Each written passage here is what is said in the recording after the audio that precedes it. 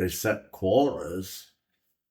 Every, the quota just kept going down and down. We used to catch 200 million pounds. Now you catch 2 million. Even if there was no rationalization, because the predators are left unchecked, the crab would, of course, eventually it would just, it would happen either way. Yeah, it happened, and it has happened. Yeah.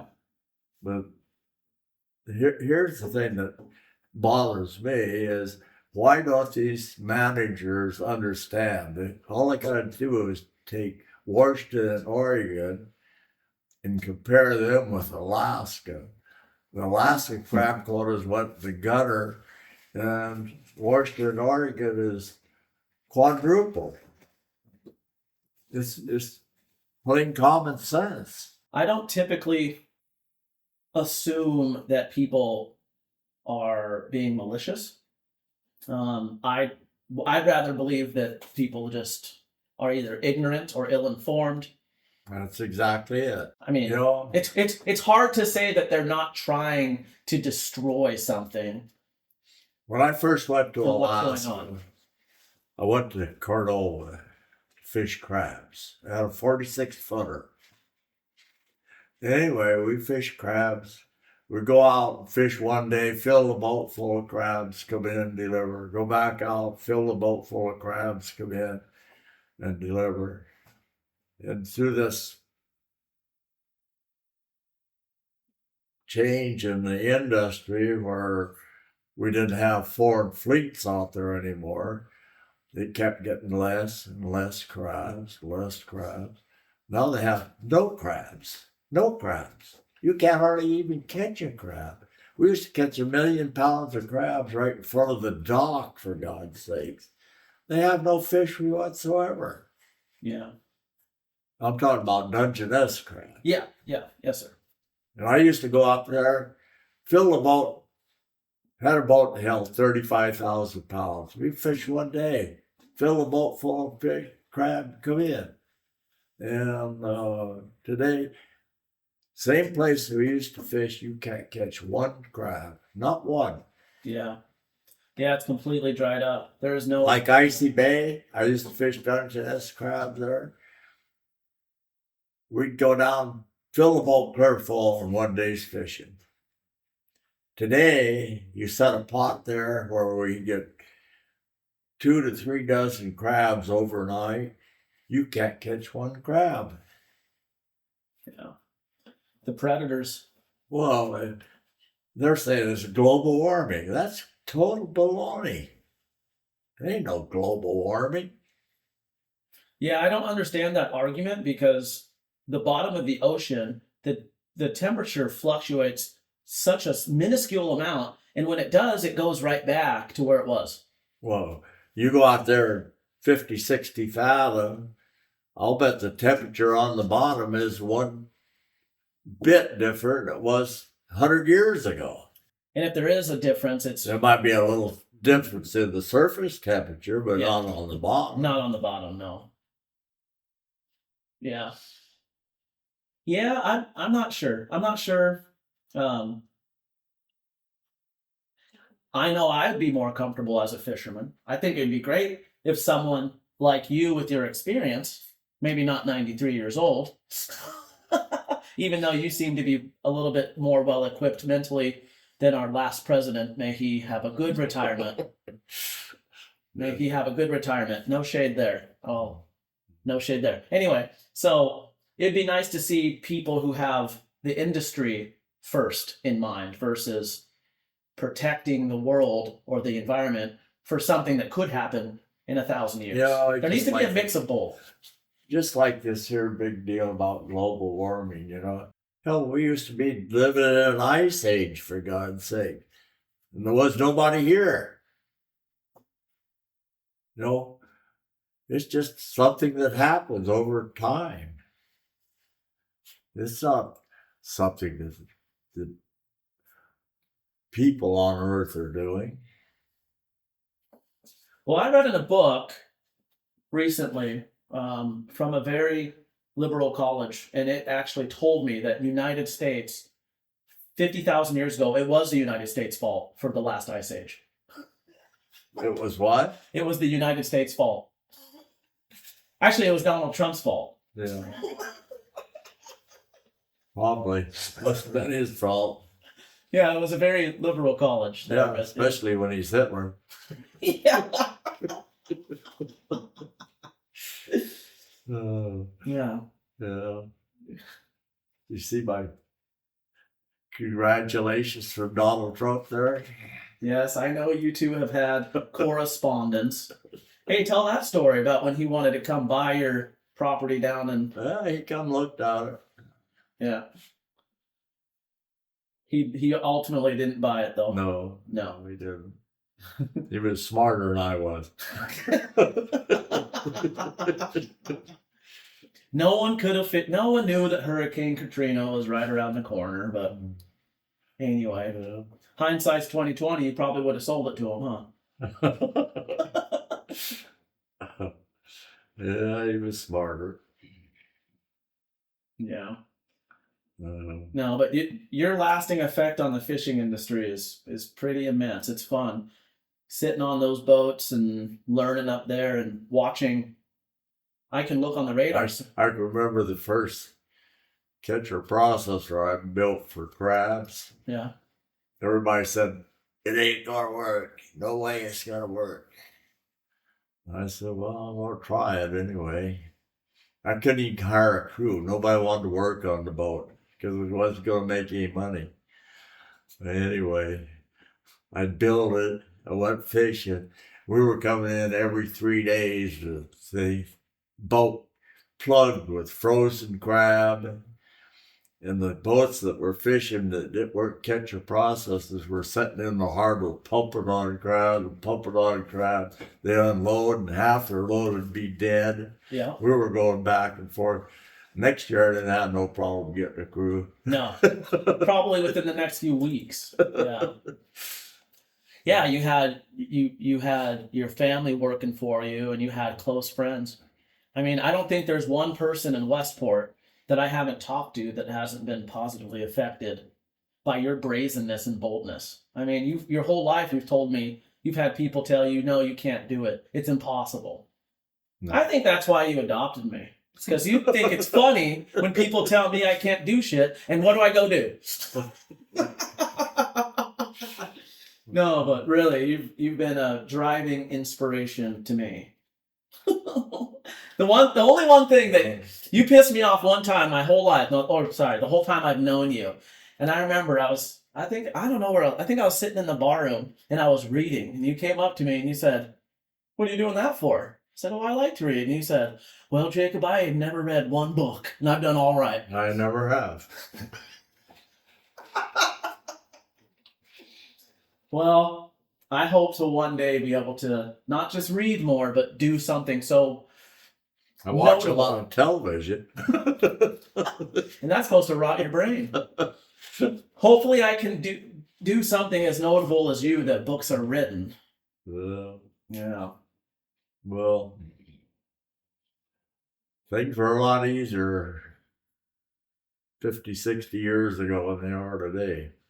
Well, everything's relative, right? Like, I don't know. I think maybe a lot of regulations and policies were put in place because of titans of industry like you. And it's not that you were doing something wrong. It's just there needs to be framework, guidelines, you know? Well, you know, I said when they started putting these quotas on and everything, I said, you know, all these licenses that you have to buy and everything to fish. I said, you know, a young guy is never going to be able to get into the business. You know, not unless he inherits it or has some background in the industry. But for a young guy like I was, to go out and buy a boat and get started, it's impossible. No, it's not just fishing. You got to have at least $1 million worth of quotas to even get started in the fishery. Yeah. Not counting the boat. Yeah, I can't see someone going forth as a sole proprietor, as a young person doing it. You have to do joint ventures. It has to be multiple partnerships, stacking quotas on one boat. One guy has the quota, one guy has the boat, one guy runs it with his crew. It's a dynamic now for sure. I don't necessarily think it's a terrible thing. It is sad knowing that you started with nothing and were able to, and now it's the buy-in is just insane. Well, just like production, I'm meeting with different investors today, all through next week actually. Have to go down to Las Vegas. I'm going to be meeting up with people because I have to get new cameras. I have to. There's a specific guideline and framework when you're building shows to sell to distribution. There's certain cameras they will allow, and none of those are cheap. But I know I'm figuring it out. And you taught me when there's a will, there's a way. And the more people who tell me, hey, you can't do that, the more reason I have to go do it. It's just fuel in my tank, baby.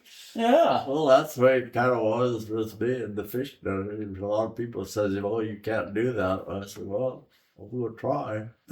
All you can do is try, and if you fail well, fail big, and let everybody know that you at least fucking tried. You taught me that. Hell yeah, yeah. Because what are you gonna do? Maybe shit. I might be so piss poor lucky that I might just make it. And then I have a real problem. Yeah. I pay taxes then. But that's another thing that used to be when I was in the fishery. Your money you made, you could put it into a fund. It was called capital construction. Mm-hmm. And you could use that money to buy another boat. Yeah. And you didn't have to pay taxes on it. Mm-hmm. So that's what I was doing. I'd make money, put it into the capital construction fund, go build another boat. Yep. So I did that to keep, and I didn't pay any taxes. Yep. That was a huge, huge up. Yeah. Even with those incentives, what you did was pretty incredible. I mean, who do you remember in Dutch Harbor fishing? Because you were doing the catcher processor thing, but who do you remember? Who were the big dogs back then, the highliners? Who was buying everyone drinks at the bar because they caught the most? There was a lot of fishermen out of Seattle that were good fishermen. There's a lot of them. Because you're 93, but you weren't the first one there. No, I wasn't the first one there. You might have. Were you the first? I can remember when Wakefield first started the industry actually in Alaska, and I wasn't too far behind that, but Wakefield's the one that really got the crab industry in Alaska going. What was his first name again? Was it? Huh? What was his first name? Larry? No, I Or don't know Gary what or first something? name. All I remember is Wakefield. Yeah. You've told me about this one time before, and I took notes. I just don't remember. What was your relationship to him? Because he had a cannery. No, I didn't have no relationship with him. You didn't. Did you ever use his cannery? No. No. Who were you selling to back then? When I first went to Alaska, I sold to Roy Fuford. Roy Fuford. This is It's Dutch. called, well, it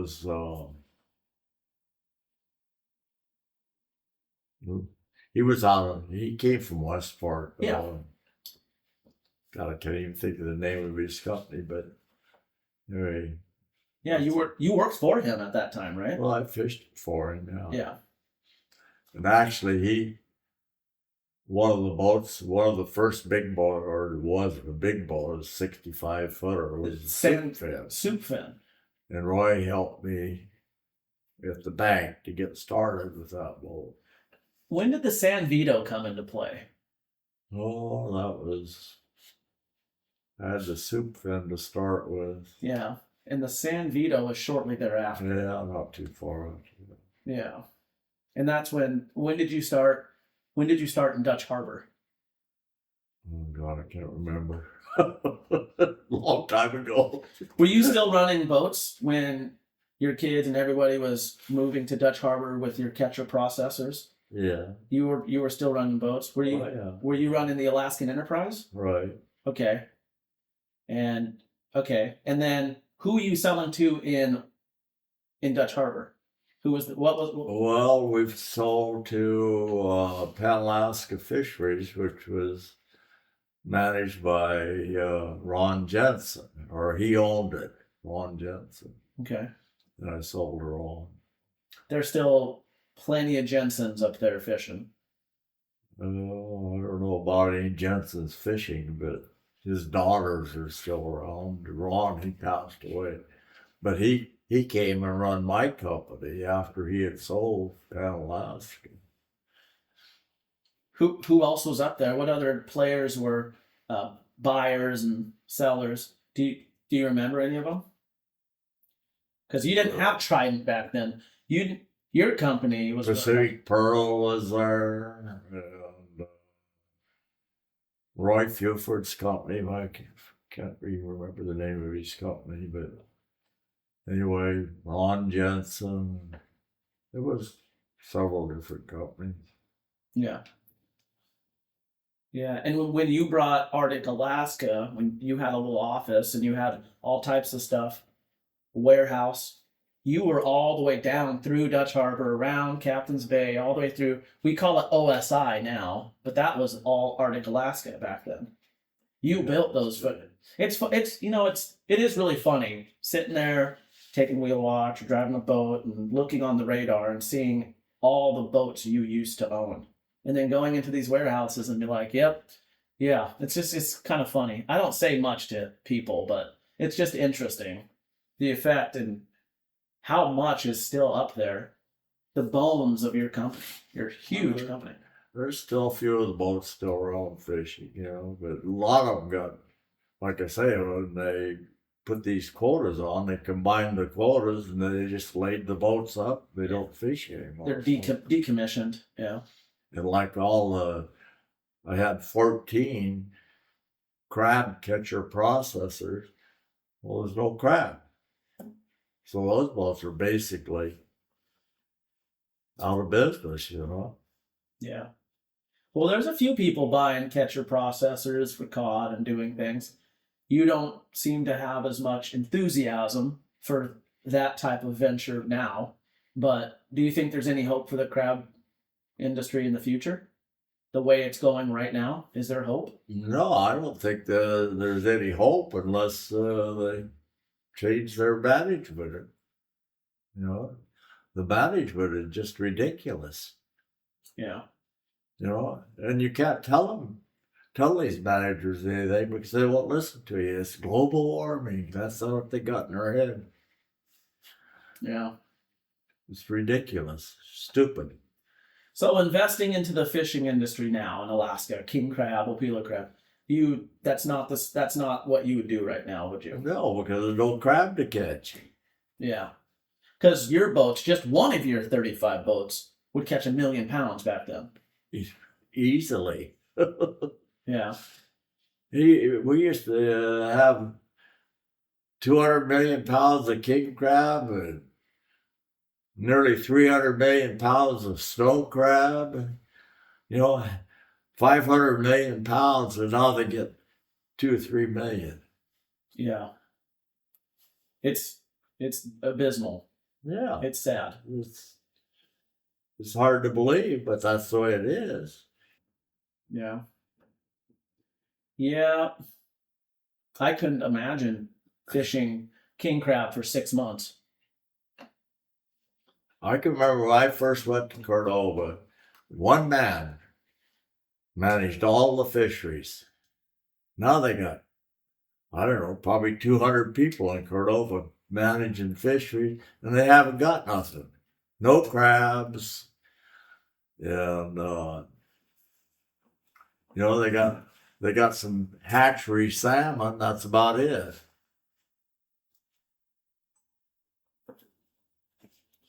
Yeah.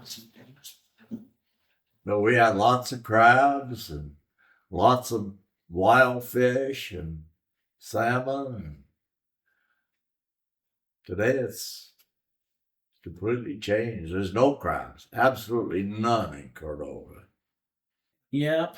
And that's where you lived. That's where you brought Yeah, your young family when you were just getting started, and yeah, I lived there. it was a booming industry, bright future. You know all about Southeast Alaska. Yeah, well, actually, Roy Fuford, who I fished for, he's the one that got the crab industry started in Cordova. The Dungeness Crab Market. Yeah, he built a cannery there. I fished for him. We first went up there, we had an 86-foot power barge. And that was the processing plant. Didn't you park that right outside of Craig a few times to process? Or was that always right outside of Cordova? We were just in Cordova. Okay, okay.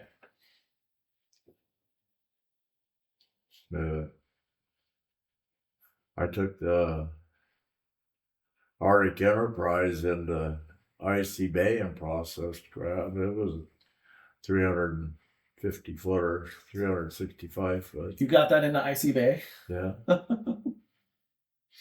Everybody thought it was crazy. I still think you're crazy. It worked. Yeah. So I'm looking in the news and I hear you talking about it. We've chatted about it before. What's going on with Trident Seafoods? Why are they pulling? It seems like they're pulling away from Southeast Alaska. It looks like they're consolidating. Well, And I think one of the things that's happened is the market for a lot of that fish was in Japan. And now Russia is producing a lot of fish, and Japan is getting a lot of that fish from Russia. So the market is kind of disappearing, a lot of it. We just can't compete with the Russians. yeah, And the same way with king crab. Russia's got a lot of king crab. And that's where Japan's getting their crab from. why do you think the salmon plants are being shut down? Well, if you haven't got a market for the fish, you can't just keep processing fish and put it in the freezer, Yeah, it's hard to be optimistic about the the seafood industry in Alaska when even the biggest company is minimizing and consolidating, and it seems like they're just It's got to operate these boats and tenders and everything. The expense gets to the point where you can't afford to pay anything for the fish, and the fishermen, fishing for 20 cents a pound, for God's sakes, that's unheard of. Were you just dumbfounded when you found out that that they sold the Ketchikan plant? Were you just absolutely I was surprised, yeah, because that was one of their main state of the art plants. If I'm not mistaken, then they do a lot of the fish oil there, right? Oh, I don't know about fish oil, but anyway, Do they still they got one plant operating in all of Southeast Alaska now. Wrangell, right? Wrangell, yeah. Do they still have anything going on in Sand Point? Surely they have the Sand Point one going. They just they had that fire a few years ago, but they rebuilt it, right? Sand Point? Yeah. Trident? Yeah. I don't know if they got anything going there or not. I haven't been around for so many years. It's been a while since I've been to Sand Point, but not missing much. Like Dutch Harbor, they were going to move the Accutan plant to Dutch Harbor, but the no crab to process, didn't make sense. So now they abandoned that plant in Dutch Harbor and went back to Accutan. when they have to go out and hire these tenders and the price of fuel and everything, it just costs them too much to operate. And with the market for salmon being down, you can't operate. You lose money. So why did you You choose? know what? Say a tender, for instance, they pay $5,000-6,000 a day for a tender. They furnish the fuel. That's another probably at least $1,000 a day. Yeah. And they got 15 tenders running around. That's a lot of money. No, you just can't produce cheap fish and make it with that kind of expenses. What would you do if you were managing Trident? Well, I don't know if I can do anything much different from what they're doing. I mean, if you haven't got nothing to run, the salmon industry, like I say, is just too much expense for what you could sell the fish for. Yeah, if there's no return, why? Yeah. You just Peter Pan, they've been in the industry up there for years. They're bankrupt. Was Peter Pan a company when you went up there? Yeah. Really, it's been around that long. Yeah. Cool. Just canning crab, canning salmon. Well, I did crabs and salmon, Mm-hmm. but that's an old company, and they just couldn't make it. Yeah, I've spent a lot of years up there in that Valdez plant. We've had a lot of fun up in Valdez at that plant. Yeah, been up there a few times with us. It was a great time. I don't know. Canning is so antiquated, so I wasn't really. I was surprised that the company was going bankrupt or having problems. But is canning an effective way to sell product? Canned pink salmon is, it's just not a very good product, really. No, you can't make that the foundational bedrock of your company. No. That's so It used to be all the fish got canned. Yeah. But then as the market developed for frozen fish, well, a lot of it got exported to Japan. Yeah. But now you got competition from Russia. Yeah. There's just no way you can compete with the Russians. They got more fish than we got. Okay. They have more grounds than we have, don't they? Pardon? They have more grounds than we have. When we sold the company to Tyson, I was building I bought one of those incinerator ships down in Tacoma. Mm-hmm. We were converting it to a processing ship, which we were going to take to Russia. And the fishing over there was all done with traps. So there wasn't individual fishermen. You could buy fish over there for 5 cents a pound. No. But then we sold the company to Tyson, and they decided they didn't want to do that. Yeah. So I don't know where that ship went to. We had it almost ready to go. Really? If you don't mind, how much did you sell your company for to Tyson? It was about $450 million. 450 million? Yeah, you better go back to work after that. You can't retire on that. Not in the 80s.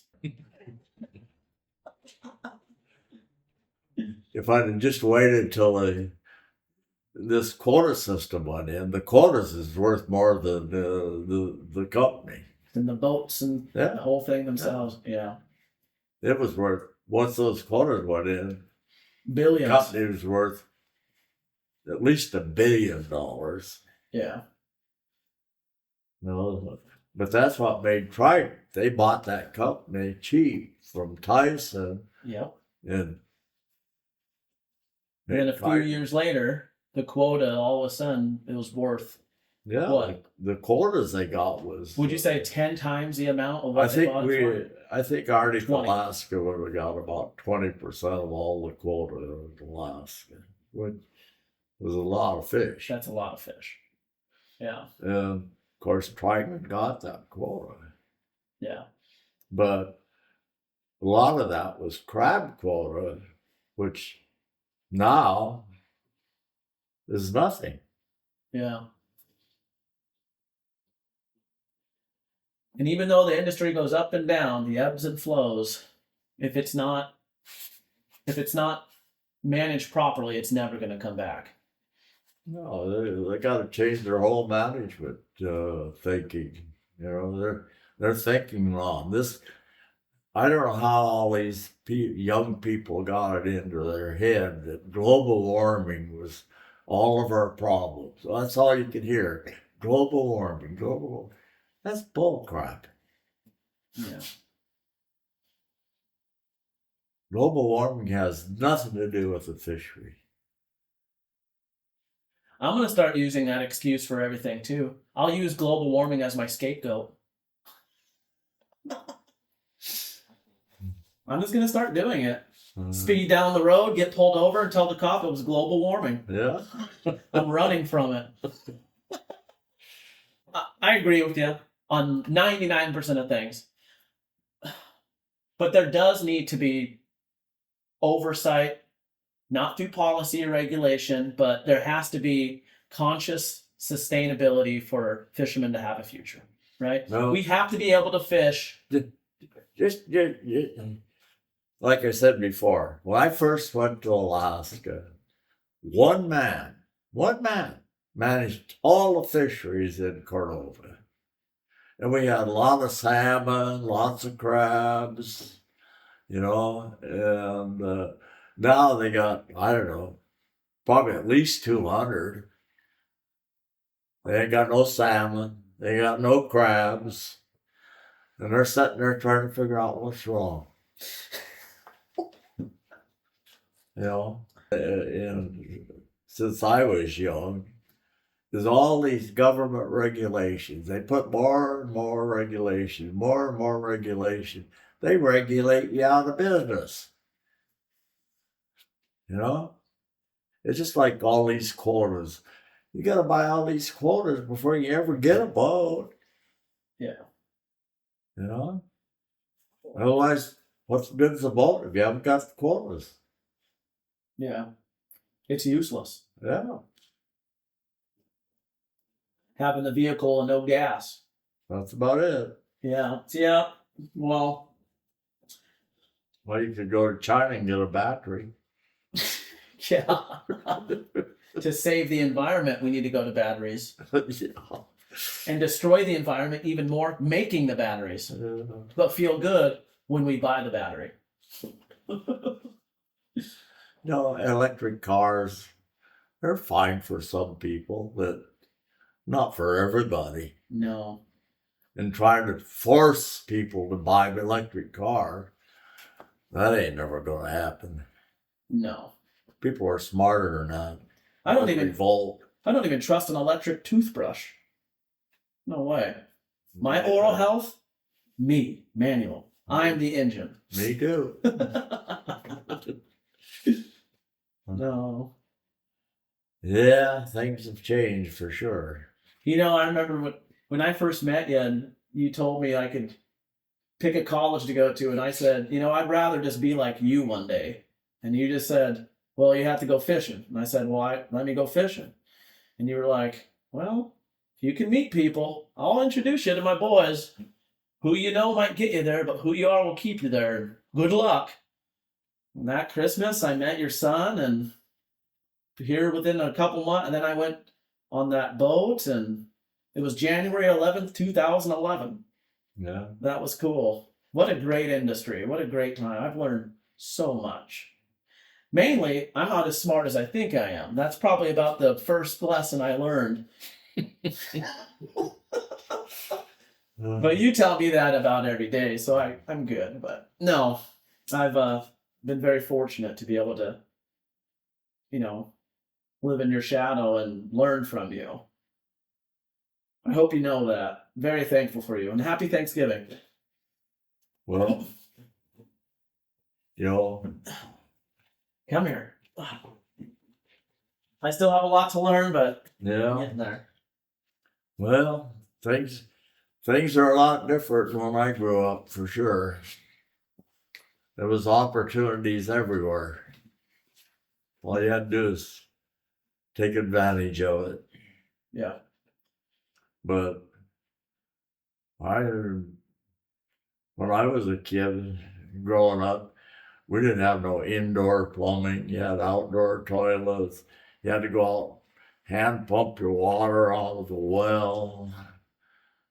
You had to go out, we'd go out the beach and gather up driftwood, use that. That's what we burnt for heat, the stoves and cooking. And you got to take a bath once a week because you had to heat all the water on the cook stove with wood. Wow. Wow. We didn't have no electricity. You burnt kerosene lamps. That's a little different. There's entire generations of families in Westport that worked for you, and they literally, I used to hire a lot of people out of Westport. yeah. Young guys. I'm excited to bring some of my production and storytelling, and I'm excited to go down to Westport and start putting something together because there's a lot there. And I mean, knowing all the right people and having access, I'm very fortunate to be able to have that as a reasonable thing to do and build, because I love to create. We built Ocean Gold down there. It's the biggest processing plant on the coast. Yeah. We can process 1.5 million pounds of fish a day there. Yeah. Just, it's turned out to be a good operation. Because it has the right management. Yeah. You pick the right people. That's true. It all came together. Yeah. Yeah. You got some Mark has done an excellent job. You have amazing people running that place.